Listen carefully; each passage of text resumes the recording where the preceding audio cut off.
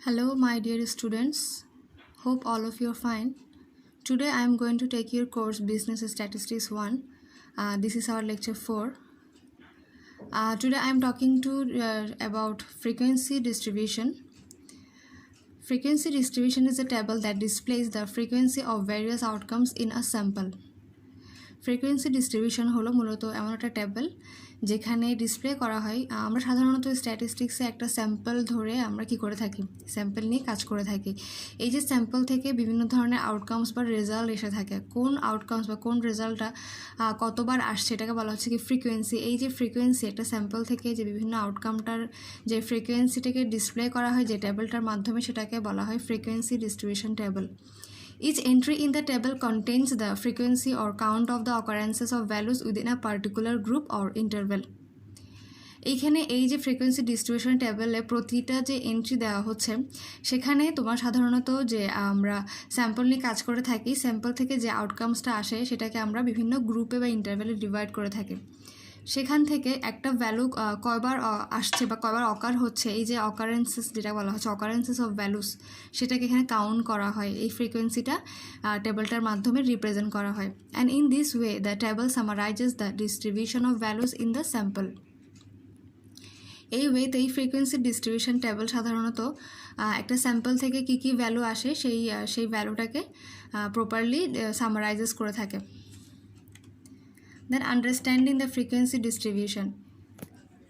A statistical tool. As a statistical tool, a frequency distribution provides a visual representation for the distribution of observations within a particular test.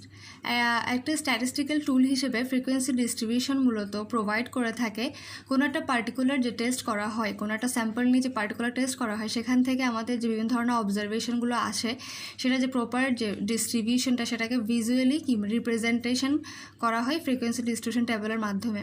Analyst often use frequency distribution to visualize or illustrate the data collected in a sample. Analyst যারা সাধারণত এইসব data নিয়ে কাজ করে থাকে, অ্যানালিস্টরা কী করে থাকে, এই ফ্রিকোয়েন্সি ডিস্ট্রিবিউশন টেবলটাকে ইউজ করে থাকে একটা স্যাম্পল থেকে যে ডাটা কী পরিমাণ ডাটা কালেক্ট করা হলো সেটাকে প্রপারলি ইলাস্ট্রেট ব্যাখ্যা করার জন্য বা ভিজুয়ালাইজ করার জন্য তারা ফ্রিকোয়েন্সি টেবলটা ইউজ করে থাকে। For example, if we give an example, it will be more clear to you. Suppose that the height of children can be split into several different categories or ranges. যেমন মনে করো কোনো একটা স্কুলে কিছু শিশুর হাইট নিয়ে আমাকে কি করতে হচ্ছে, হাইট নিয়ে এখানে একটা টেস্ট করতে হচ্ছে। তাহলে এখানে কিছু শিশুর যে হাইটটাকে যদি আমি বিভিন্ন ক্যাটাগরি বা রেঞ্জে ডিভাইড করে থাকি, সেক্ষেত্রে কী হচ্ছে দেখো, in measuring the height of 50 children, some are tall and some are short, but there is a high probability of a higher frequency or concentration in the middle range. যখন আমরা 50 জন শিশুর হাইটটাকে মেজার করতে যাই, তখন দেখা যায় যে এখানে কিছু শিশু থাকবে, কিছু শিশুর হাইট হচ্ছে তারা লম্বা, আবার কিছু হচ্ছে হাইটে শর্ট। এখানে একটা হাই প্রবাবিলিটি বা এখানে অনেক বেশি সম্ভাবনা থাকতে পারে যে এখানে যে মিডল রেঞ্জের যে মিডল হাইটের যে ব্যাপারটা, সেটার একটা মিডল রেঞ্জের হাইট বেশি হওয়ার সম্ভাবনাটা বেশি থাকে। The most important factors for gathering data are that the intervals use must not overlap and must contain all of the possible observations. এখানে এই যে 50 জন শিশুর হাইটটা মেজার করা হচ্ছে, এই ক্ষেত্রে তোমার যখন ডাটা গ্যাদার করা হবে, এই ডাটাগুলো কালেক্ট করার সময় যে গুরুত্বপূর্ণ বিষয়টা লক্ষ্য রাখতে হবে সেটা হলো এখানে যে ইন্টারভেলস বা ওদের হাইটের সংখ্যাটা যে ইন্টারভেলসটা আছে, সেটা যেন অবশ্যই সব ধরনের অবজারভেশন সম্পর্কে যে ইনফরমেশন সেটা যেন অবশ্যই কী করে এখানে রিপ্রেজেন্ট করা হয়। মানে হলো কোন শিশুর হাইট কতটুকু, হ্যাঁ, এটা যেন পুরোপুরি অবজারভেশন রেজাল্টটা যেন পুরোপুরি রিপ্রেজেন্ট করা যায়। Example, problem statement. যদি একটা মনে করো একটা প্রবলেম স্টেটমেন্ট দেওয়া হলো, সেটা নিয়ে আমাদের এখন কী করতে হবে, ফ্রিকোয়েন্সিটাকে টেবিলে রিপ্রেজেন্ট করতে হবে। Constructing a frequency distribution table of a survey was taken on Maple Avenue. In each of 20 homes, people were asked how many cars were registered to their households. The results were recorded as follows. তাহলে দেখো একটা example দেওয়া হচ্ছে frequency distribution table কীভাবে draw করতে পারি। এক্সাম্পলটা দেখলে আমরা বুঝতে পারি। 20টা ফ্যামিলি নেওয়া হলো, 20টা ঘর আমাকে স্যাম্পল হিসেবে এখানে নিলাম। যে এই 20টা ফ্যামিলির পর দেখতে হবে যে তাদের প্রতিটা ফ্যামিলির কয়টা কার রেজিস্টার করা আছে। এবং এই স্টাডিটা করার পরে যে রেজাল্টটা পাওয়া গেল, যে রেজাল্টটা হলো 1 2 1 এইভাবে। তাহলে 20 ফ্যামিলির উপর একটা স্টাডি করা হলো। যেমন 1 একটা গাড়ি আছে, এরকম একটা ফ্যামিলি দেখা গেলো, প্রথম ফ্যামিলির একটা গাড়ি আছে, দ্বিতীয় ফ্যামিলির 2টা গাড়ি আছে, তারপর তৃতীয় ফ্যামিলিতে দেখা গেলো ওদের একটা কার রেজিস্ট্রি করা আছে, 4th ফ্যামিলি থেকে দেখা গেলো যেখানে কোনো কারের রেজিস্ট্রি করা নেই। এভাবে আমাদের 20 আউটকামস আমরা এখানে পেলাম। Now the steps to be followed for present this data in a frequency distribution table. এই যে ডাটা আমরা যেটা এখন দেখলাম এক্সাম্পলের মধ্যে, সেটাকে যখন আমরা ফ্রিকোয়েন্সি ডিস্ট্রিবিউশন টেবিলে প্রেজেন্ট করব, কিছু স্টেপস আমাদেরকে ফলো করতে হবে। প্রথমটা কি, divide the results into intervals and then count the number of results in each interval. যে রেজাল্টটা পেলাম সেই রেজাল্টগুলোকে আমরা কি করা হবে, কিছু ইন্টারভেলে ডিভাইড করতে হবে। এরপরে হলো প্রতিটা ইন্টারভেল থেকে কি রেজাল্ট বা কী নাম্বার পাচ্ছি সেটা এখানে কাউন্ট করতে হবে।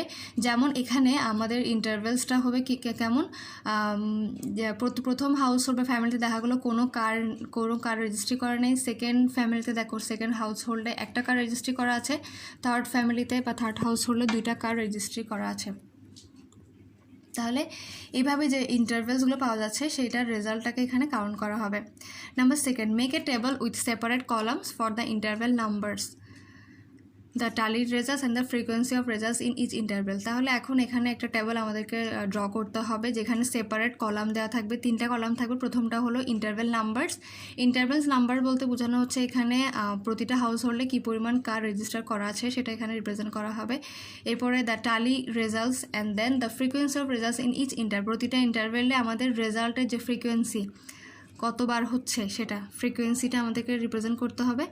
এরপর সেই 3টা কলামের আমাকে করা হবে নাম দেওয়া হবে। প্রথমটা হলো নাম্বার অফ কার্ডস, দেন টালি অ্যান্ড ফ্রিকোয়েন্সি, এভাবে কলামের নাম দেওয়া হবে। Read the list of data from the left to right and place a tally mark in the appropriate rho.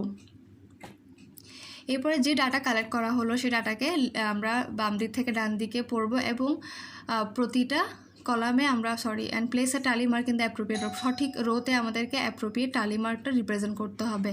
For example, the first result is a 1, যেমন মনে করো এখানে প্রথম যে রেজাল্টটা সেটা হলো 1। তাহলে যেই ইন্টারভেল কলামে নাম্বার অফ কার্ডস আছে, নাম্বার অফ কার্ড যে কলামটা আমার আছে সেখানে যেই ঘরে আমাদের 1 আছে, মানে কি যেই ফ্যামিলিতে একটা কার্ড রেজিস্টার করা আছে সেটার পাশে আমাকে 1 দিয়ে টালি মার্ক করতে হবে। The next result is a 2, so place a tally mark in the row beside the 2।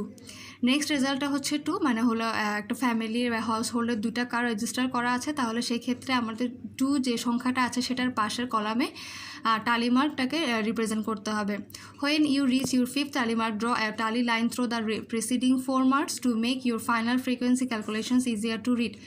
এখানে বলা হচ্ছে যখন আমাদের 4টা টালি মার্ক হবে, 4টা টালি মার্ক হওয়ার পরে যখন 5th টালি মার্কে আমরা পৌঁছাবো, সেক্ষেত্রে আমরা আলাদা করে টালি মার্ক না লিখে যে 4টা টালি মার্ক দেওয়া হয়েছে সেটার উপরে আমরা একটা কী করবো, আড়াআড়ি করে 5ম টালি মার্কটা ড্র করব এবং that will be more easier to read. Add up the number of tally marks in each row and record them in the final column entitled frequency. এরপরে যে টালি মার্কসগুলো আমরা রোতে রিপ্রেজেন্ট করেছি সেই টালি মার্কগুলোকে ড্র করার পরে আমাদের যে ফাইনাল কলাম আছে, ফ্রিকোয়েন্সি নামে যে কলামটা আছে, সেখানে আমরা সেই রেজাল্টটাকে কী করব, রেকর্ড করব। দেখো এতক্ষণ যে স্টেপসগুলো আমরা পড়লাম যে কীভাবে ফ্রিকোয়েন্সি ডিস্ট্রিবিউশন টেবল ড্র করতে হয়, এবং সেই ইনফরমেশনগুলোকে নিয়ে যদি আমরা টেবলটা ড্র করি, টেবলটা দেখতে ঠিক এমন হবে। That is frequency table for the number of cars registers in each household, মানে প্রতিটা হাউস হোল্ডে কী সংখ্যক কার রেজিস্টার করা আছে। 3টা কলাম আছে, দেখো প্রথম কলামে আছে আমার নাম্বার অফ কার্স, সেকেন্ড কলামে টালি অ্যান্ড দেন থার্ড কলামে হচ্ছে ফ্রিকোয়েন্সি। আমরা প্রথমে পড়েছিলাম এক্সাম্পলে আমাদের 20টা হাউস হোল্ড, হ্যাঁ আমাদের কয়টা হাউস হোল্ডের উপর রিসার্চটা করা হয়েছে, 20 হোমস। তাহলে প্রথম যে ফ্যামিলিতে হচ্ছে কি কোনো কার রেজিস্টার করা নেই, কোনো কার নেই এমন ফ্যামিলি আছে কয়টা, 4টা ফ্যামিলি আছে। তাহলে ফ্রিকোয়েন্সি হচ্ছে এখানে 4 household there is no car registered. তাহলে 4কে আমরা টালিতে 4টা টালি আমরা ড্র করলাম। দেন হচ্ছে নাম্বার অফ কার্স 1, মানে একটা কার রেজিস্টার করা আছে এমন ফ্যামিলি আছে 6টা, 6 হাউস হোল্ড। তাহলে এখানে ফ্রিকোয়েন্সি হচ্ছে 6, দ্যাটস হোয়াই আমরা টালির যে ঘরে রোতে কী করলাম, 6টা টালি ড্র করলাম। এখানে দেখো যে 4টা টালি মার্ক হওয়ার পরে আমরা 5th টালি মার্কটা আলাদা করে না লিখে 4টা টালি মার্কের উপরে আলাদা করে কী করলাম, টালি লাইন ড্র করলাম। ঠিক আছে, that is easy to read. Okay then এরপর দেখো যে নাম্বার অফ কার্ডস 2, এরকম 2টা কার্ড রেজিস্টার করা আছে এমন ফ্যামিলি বা হাউস হোল্ড আছে 5টা, তাহলে টালিতে আমরা 5টা টালি ড্র করলাম। এভাবে নাম্বার অফ কার্ডস 3 আছে 3টা হাউস হোল্ডের, নাম্বার অফ কার্ডস 4, 4টা কার্ড রেজিস্টার করা আছে 3টা ফ্যামিলির। এভাবে আমরা ফ্রিকোয়েন্সি ডিস্ট্রিবিউশন টেবলটা ড্র করতে পারি। By looking at this frequency distribution table quickly, we can see that out of 20 households surveyed, 4 households had no car, 6 households had 1 car. তাহলে দেখো যে এই ফ্রিকোয়েন্সি ডিস্ট্রিবিউশন টেবলটা একবার দেখলে আমরা খুবই দ্রুত একটা ইনফরমেশন বলে দিতে পারি। সেটা হলো 20 হাউসহোল্ড সার্ভে করার পরে যে ইনফরমেশনটা পাওয়া গেলো সেটা হলো, যেমন মনে করো যে 4 হাউসহোল্ড তাদের কোনো কার রেজিস্টার করা নেই, 6 হাউসহোল্ড হ্যাড 1 কার, 6টা হাউসহোল্ডে একটা কার রেজিস্টার করা আছে। এভাবে আমরা একটা ইনফরমেশন খুবই ইজিলি পেতে পারি। Then class intervals. Class intervalটা কি দেখো, a set of numerical data that is grouped into several classes and the range of each class is known as class interval. Class ইন্টারভেলটা হলো মূলত এখানে সেট অফ নিউমেরিক্যাল ডাটাসমূহকে যখন আমরা কি করছি গ্রুপ করছি, আলাদা করে গ্রুপ করছি, সেভারাল ক্লাসেস বা রেঞ্জে ভাগ করে করছি, এবং প্রতিটা ক্লাসকে কি বলা হচ্ছে এখানে ক্লাস ইন্টারভেল বলা হচ্ছে, সেটাই হচ্ছে class intervals. There should be between 5 and 20 classes, এখানে কয়টা থাকা উচিত, 5 থেকে 20টা ক্লাসেস এখানে থাকা দরকার আছে। The class wide should be an odd number, এখানে যে ক্লাস ওয়াইডটা আমরা এখানে নিব এটা অবশ্যই একটা অড নাম্বার বা বিজোড় সংখ্যা হলে ভালো, কারণ যদি সেটা নিয়ে থাকি সেক্ষেত্রে আমাদের যে ক্যালকুলেশন করার পরে ক্লাসের যে মিড পয়েন্টটা আসে, এখানে আমাদের একটা আপার রেঞ্জ এবং লোয়ার রেঞ্জ থেকে আমরা একটা মিড পয়েন্ট পেয়ে থাকি। সেই মিড পয়েন্টে কী হবে পূর্ণ সংখ্যা হবে, এবং সেটা কি হবে না, কোনো দশমিক বা ডেসিমাল হবে না। সেই জন্য ক্লাস ওয়াইডটা একটা অড নাম্বার নেওয়া উচিত। The classes must be mutually exclusive, this means that no data value can fall into 2 different classes. এখানে আমরা যে রেজাল্ট নিয়ে কাজ করব, এখানে ক্লাসেসগুলো অবশ্যই মিউচুয়ালি এক্সক্লুসিভ হবে। তার মানে হলো এখানে যে ভ্যালুগুলো, যে আউটকাম, যে ভ্যালুগুলো এখানে পাওয়া হবে সেগুলো কোনো এখানে 2টা ডিফারেন্ট ক্লাসে পড়বে না, 2টা ডিফারেন্ট ক্লাসে আলাদা করে সেগুলো পড়বে না। The classes must be continuous, the classes must be all inclusive, this means that all data values must be included. এখানে যে ক্লাস ইন্টারভেলগুলো থাকবে সেগুলো অবশ্যই অল ইনক্লুসিভ হবে। এখানে সবগুলো ডাটায় যে ইনফরমেশনগুলো পাওয়া যাবে ক্লাস সম্পর্কে সবগুলো এখানে ইনক্লুড করা হবে। The classes must be continuous, there are no gaps in the frequency distribution, classes that have no values in them must be included. এখানে যে ক্লাসেসগুলো আছে এগুলো সবগুলো কন্টিনিউয়াস হবে, এখানে কোনো গ্যাপ, ফ্রিকোয়েন্সি ডিস্ট্রিবিউশনে কোনো গ্যাপ এখানে রিপ্রেজেন্ট করা হবে না। যে ক্লাসেসগুলো কোনো ভ্যালু থাকবে না, 0 ভ্যালু থাকবে, সেগুলো এখানে ইনক্লুড করা হবে। The classes must be equal in width, এখানে যে ক্লাসেসগুলো আছে সেগুলো অবশ্যই ওয়াইডটা সমান হবে। Find the largest and smallest values, এখানে লার্জেস্ট এবং স্মলেস্ট ভ্যালুটা আমাকে খুঁজে পেতে হবে। দেন কম্পিউট দ্য রেঞ্জটা আমরা কীভাবে ক্যালকুলেট করবো, maximum minus the minimum, maximum range থেকে মিনিমাম রেঞ্জটা বাদ দিলে আমরা রেঞ্জটা ম্যাক্সিমাম ভ্যালু থেকে মিনিমাম ভ্যালুটা লেস করলে আমরা কী পাবো, রেঞ্জটা পেতে পারি। Select the number of classes desired, this is usually between 5 and 20।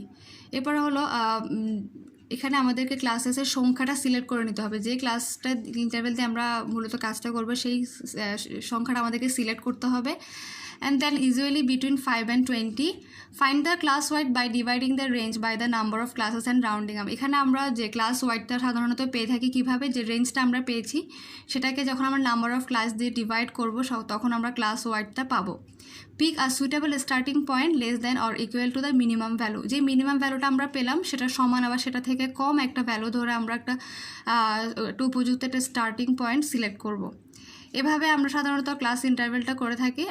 In next class we will show an example of class interval, then it will be more clear to you how to draw the class interval. That's all for today's class. Thank you, my dear students.